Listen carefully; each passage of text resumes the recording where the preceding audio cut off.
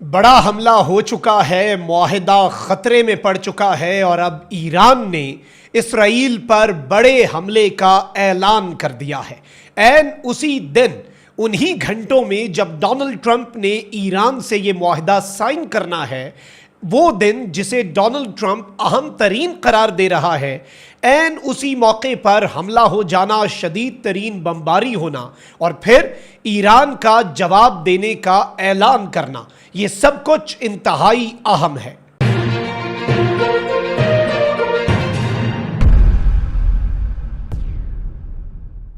बिस्मिल्लाहिर्रहमानिर्रहीम, अस्सलाम वालेकुम। मैं हूं मखदूम शहाबुद्दीन। 14 जून 2026 इतवार का दिन।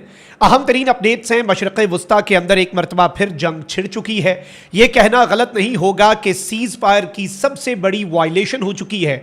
ईरान ने हमले का ऐलान कर दिया है और आलमी मीडिया के मुताबिक मीडिएटर्स भी परेशान हैं और गुस्से में हैं। यानी पाकिस्तान भी अब गुस्से में है कि तमाम तर चीज़ों को कॉम्प्लिकेट किया जा रहा है। और याद रखिएगा कि 14 तारीख अहम इसलिए है कि यह डोनाल्ड ट्रंप का जन्मदिन है, डोनाल्ड ट्रंप की सालगिरह का दिन है और डोनाल्ड ट्रंप चाहता है कि इसी दिन मुआहिदा साइन हो, चाहे जनेवा में ना सही इलेक्ट्रॉनिकली साइन हो जाए। But now Israel has complicated the scenario. Israel ने किस तरह से पूरे के पूरे सिनेरियो को कॉम्प्लिकेट कर दिया है, इस हवाले से मेरे पास कुछ अहम तरीन अपडेट्स हैं जो आपके सामने रखनी है। लेकिन उससे पहले अगर अभी तक आपने इस वीडियो को लाइक नहीं किया, लाइक जरूर कर दें, कमेंट सेक्शन में राय का इजहार भी कीजिएगा और पाकिस्तान जिंदाबाद का नारा आपने कमेंट सेक्शन में जरूर लिखना है। नाज़रीन इकराम, डेवलपमेंट ज्यादा हैं तो जल्दी जल्दी डिस्कस कर लेते हैं। सबसे पहले तो आपको याद होगा कि हालिया दिनों में चूंकि ईरान और अमेरिका की जंगबंदी का एक प्री रेक्विजिट, एक प्री कंडीशन लबनान में जंगबंदी भी थी। इसराइल लबनान पर हमले जारी रखे हुए था, हिजबुल्लाह पर बमबारी कर रहा था, इवन जो सदरन लबनान के कुछ एरियाज हैं उन पर कब्जे कर रहा था। लेकिन फिर इसराइल ने लबनान के दारुल हुकूमत बैरूत पर हमले का ऐलान किया। डोनाल्ड ट्रंप ने इसराइल को रोका, लेकिन इसराइल ने बैरूत पर हमला कर दिया, जिसके जवाब में ईरान ने इसराइल पर हमला कर दिया। अब इसराइल ने बैरूत पर हमला किया, ईरान ने इसराइल पर हमला किया। डोनाल्ड ट्रंप ने ना सिर्फ कॉल की नेतन्याहू को, बल्कि पब्लिकली ये बात कही कि नेतन्याहू तुम ईरान पर अब जवाबी वार नहीं करोगे। लेकिन नेतन्याहू ने उस जवाबी वार ना करने की ट्रंप की हिदायत या दरखास्त को खातिर में ना लाते हुए, जूते की नोक पर रखते हुए ईरान पर हमला कर दिया। ईरान से ये एक्सपेक्ट किया जा रहा था कि इस हमले के बाद शायद ईरान चुप कर जाए, क्योंकि ईरान ने इसराइल पर बमबारी की, इसराइल ने ईरान पर। लेकिन आखिरी ज़र्ब जो है वो ईरान चाहता था कि वो लगाए, तो ईरान ने जवाबी वार कर दिया इसराइल पर एक और हमले की सूरत में। इसी तर्ज पर अमेरिका जितने अटैक्स कर रहा था ईरान के ऊपर, ईरान उनके उतने ही प्रोपोर्शनल जवाब दे रहा था। अमेरिका को लगा कि ईरान ने हमारा अपाची हेलीकॉप्टर गिराया है, हम ईरान पर हमला करेंगे, ईरान चुप रहेगा, ईरान ने भी जवाब दे दिया। तो दोनों सूरतों में ईरान आखिरी ज़र्ब भी लगा रहा है, चाहे वो हमला पहला ईरान का हो या ना हो। तो लास्ट जो स्ट्राइक है वो ईरान अपने खाते में ही रखना चाह रहा है। अब आप ये देखें कि अमन मुआहिदा जो है वो इंतहाई करीब है। पहली मर्तबा जो इसराइल के हवाले से तो सारे मामलात सबको पता ही हैं और डोनाल्ड ट्रंप ने कह दिया मुआहिदे के हम करीब हैं। Pakistan is the only mediator. Prime minister ने कहा इतना करीब हम आज तक नहीं पहुंचे मुआहिदे के। अब्बास इराक्ची ने ईरान के साइड से ये स्टेटमेंट जो है ये जारी कर दी और अब्बास इराक्ची तक ने ये बात कर दी कि जी हम इस्लामाबाद MOU के करीब इतना नहीं पहुंचे जितना अब पहुंच चुके हैं। ये कोई छोटी मोटी बात नहीं थी, ये एक बहुत बड़ी स्टेटमेंट थी और आज नहीं तो कल ये मुआहिदा साइन हो जाना है। G7 समिट के साइडलाइंस के ऊपर इवन मुज़ाकरात जो हैं उनके इम्कानात भी बढ़ते जा रहे थे। लेकिन अचानक से क्या होता है कि लबनान का दारुल हुकूमत बैरूत, जिसे ईरान ऑलरेडी रेड लाइन करार दे चुका है, जिसके पीछे ऑलरेडी एक जंग हो चुकी है हालिया दिनों के अंदर, ईरान ने इसराइल पर और इसराइल ने ईरान पर, आखिर नेतन्याहू को क्या जरूरत पड़ी। और याद रखिएगा ट्रंप ने जब ये डील के हवाले से अनाउंसमेंट की तो उसने कहा मैंने नेतन्याहू से भी बात की है। तो नेतन्याहू ने कहा कि भाई हम तो इसमें फरीक नहीं है, लेकिन चले हम देख लेते हैं डोनाल्ड ट्रंप क्या करता है और कैसे चीजों को लेकर चलता है। तो अब लबनान के दारुल हुकूमत बैरूत पर इसराइल के मिसाइल हमलों में 2 अफराद जाँ बहक और 4 जख्मी हुए हैं। लबनानी मीडिया के मुताबिक बैरूत के जनूबी इलाके की इमारत पर एक फजाई हमला हुआ जिससे 2 अफराद जाँ बहक और 4 जख्मी हुए। दूसरी जानिब इसराइली मीडिया ने भी अनाउंस कर दिया है कि इसराइल के 2 जंगी तैयारों ने, इसराइल के 2 फाइटर जेट्स ने बैरूत के जनूबी हिस्से को 4 गाइडेड मिसाइलों से निशाना बनाया।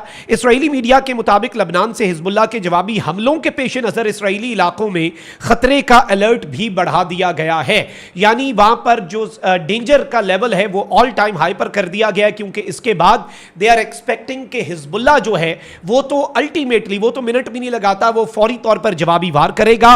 और ये हमले ऐसे वक्त में हुए हैं जब अमेरिका और ईरान जंग के खात्मे से मुतल्लिक मुआहदे पर दस्तखत के बहुत करीब हैं। ईरान के मुताबिक इस मरहले की फौरी तरजीह तमाम महाजों पर जंग का खात्मा यकीनी बनाना है, जिसमें लबनान भी शामिल है।